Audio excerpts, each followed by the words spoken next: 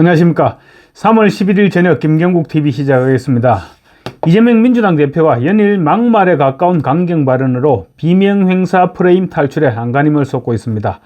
그런데 조국 혁명당 조국 대표는 페이스북에 비명행사라는 글을 올렸다가 개딸들로부터 손절당할 위기에 처했습니다. 조국 신당은 또 후원회장을 맡은 문성근 씨가 선친 문익환 목사와 김일성이 찍은 사진을 SNS에 올렸다가 또 다른 논란에 빠져들고 있습니다. 그런가 하면 서울 도봉갑에 낙하산 공천된 민주당 안귀령 후보는 동네 이름도 모른 채 선거운동을 하다가 지역 주민들로부터 쫓겨나는 수준의 망신을 당했습니다. 이재명 대표 이번에는 충남을 방문했습니다. 충남을 방문한 자리에서 폐륜 정권은 몽둥이로 때려서 정신 차리게 해야 된다. 이렇게 발언 강도를 끌어올렸습니다. 오늘 충남 홍성시장을 방문해서 국민 무서운 줄 모르면 회초리를 들고 회초리로도 안 되면 몽둥이로 때려서라도 정신 차리게 해야 주인을 배반하지 않는다고 목소리를 높였습니다. 어제 밑도 끝도 없이 폐륜 정권이라고 하더니 오늘은 폐륜 정권의 몽둥이까지 추가하고 나선 것입니다. 연일 계속되는 현장발 강경 발언의 이면에는 정권 심판론을 부각시킴으로써 자신을 옭아매고 있는 비명행사 사천 프레임으로부터 탈출을 기도하는 것으로 볼 수 있을 것 같습니다. 비명행사 사천에 대해 당 내부의 불만이 들끓고 있는데 외부의 적으로 눈길을 돌려 관심을 분산시키겠다는 전략인 셈입니다. 이 대표는 특히 부인 김혜경 씨가 선거법 위반 혐의로 검찰 수사를 받고 있는 것과 관련해서도 야당 대표의 아내가 제3자끼리 밥값으로 내준 거 알았든 몰랐든 그냥 기소해서 이렇게 재판을 끌고 다닌다. 이런 정권을 보셨느냐라고 비난했습니다.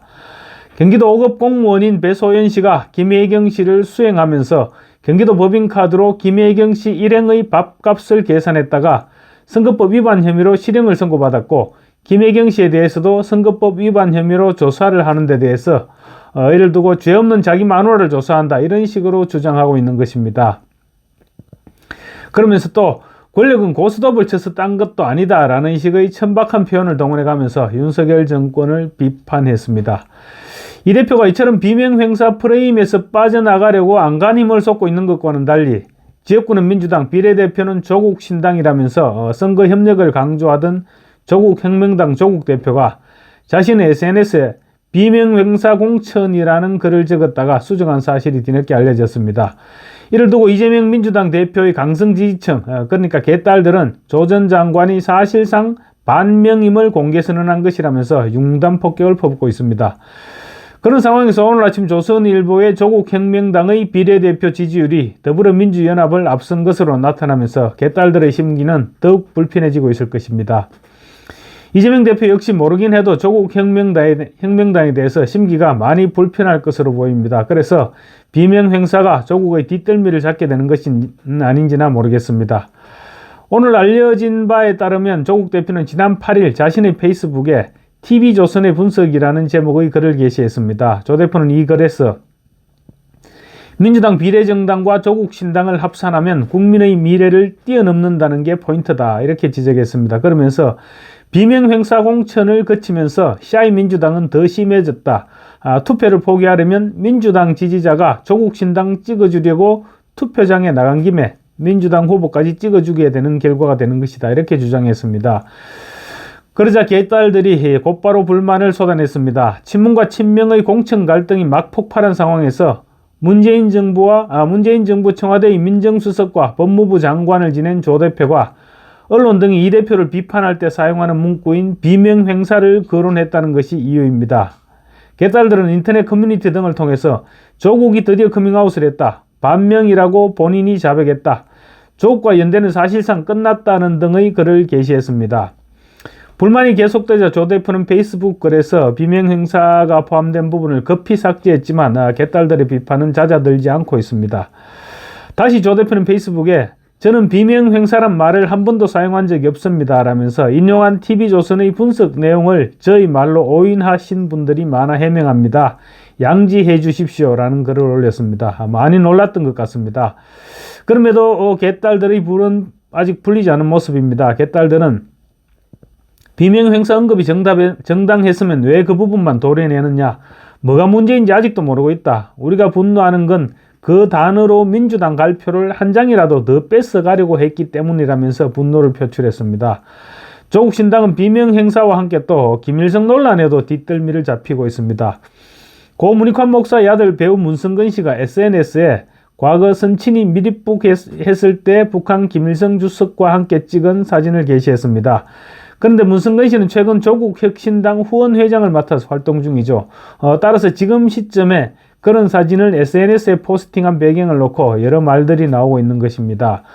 특히 민주당이 지금 위성정당 더불어민주연합을 통해서 통일진보당의 후신인 진보당과 친북 종북 인사들을 국회로 끌어들이고 있다는 비난 여론이 일고 있는 와중에 그런 사진을 올려서 더욱 주목받고 있는 것입니다. 문 씨가 올린 사진은 1989년 밀입북한 문 목사가 김일성과 회담을 한 뒤 웃으면서 나오는 장면입니다.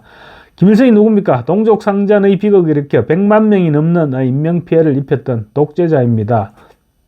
전범이기도 합니다. 그런 독재자와 선친이 손을 잡고 활짝 웃는 모습을 포스팅한 것을 좋게 봐줄 수는 없는 일이죠. 문 씨와 함께 조국 혁신당의 공동후원회장을 맡은 작가 조정래 씨는 일본 유학만 갔다 와도 친일파로 매도할 정도로 반일 성향으로 유명한 사람입니다. 조국 역시 반일로 치면 아마 조정래 작가에 뒤지지 않을 것입니다. 조국 혁신당의 두 후원회장만을 놓고 볼 때 친북 반일 성향이 두드러진다는 평가를 받고 있는 것입니다. 다음으로 비명학살 친명횡재공천으로 서울 도봉갑의 낙하산 공천을 받은 민주당 안규령 후보 이야기입니다.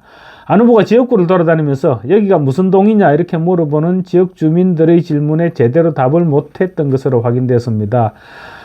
떠돌이 낙하산인 것이 다시 한번 확인된 것이죠. 선거운동을 하면서 자기가 무슨 동에서 움직이고 있는지도 몰랐다는 말인데 이런 소문은 사실 순식간에 지역구 전체로 퍼져나가기 마련입니다. 그렇지 않아도 경북 경주 출신인 안 후보의 낙하산 공천에 반발한 지금 도봉구의 전통적인 민주당원들이 탈당하는 등 소동을 빚었습니다. 이번 사태까지 겹치면서 국민의힘 김재섭 후보에게는 상당히 유리한 분위기가 조성되지 않을까 이런 기대도 되고 있습니다. 안 후보는 현역인 인재근 의원이 불출마를 선언한 뒤 당의 판단에 따라 전략 공천됐는데 연고가 전혀 없다는 점에서 처음부터 논란이 된 바 있습니다. 이번 논란은 안 후보가 도봉구 창이동에 위치한 신창시장에서 상인들과 인사를 나누면서 만남을 가진 자리에서 시작됐습니다. 당의 공천이 확정된 지 3주 정도 지난 시점입니다. 한 3주 정도 지났으면 아무것도 모르는 상태에서 낙하산 공천을 받아서 내려갔다면 더욱더 관심을 기울여서 지역 현황을 파악했었어야 됩니다. 3주 정도 되면 어느 정도 했을 타이밍이기도 한데 안 후보는 전혀 그러지 못했던 것 같습니다.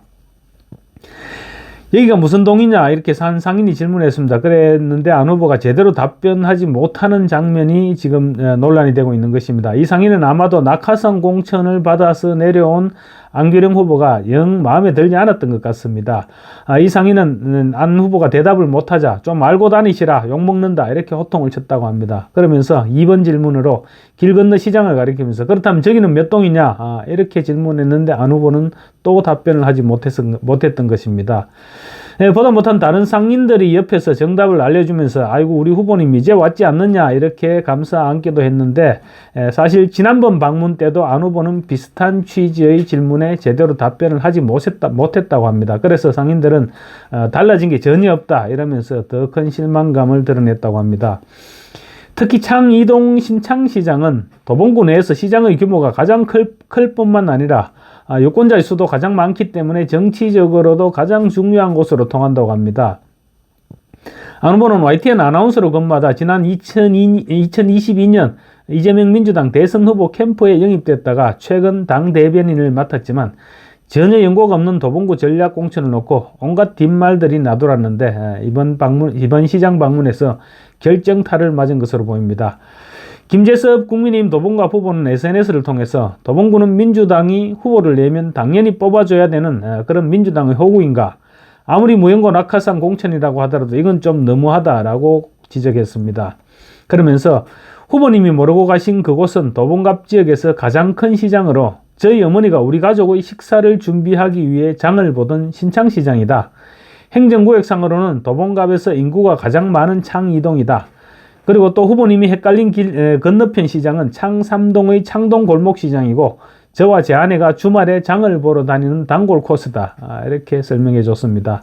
자신이 도봉구 토박이라는 점을 역설한 것이죠.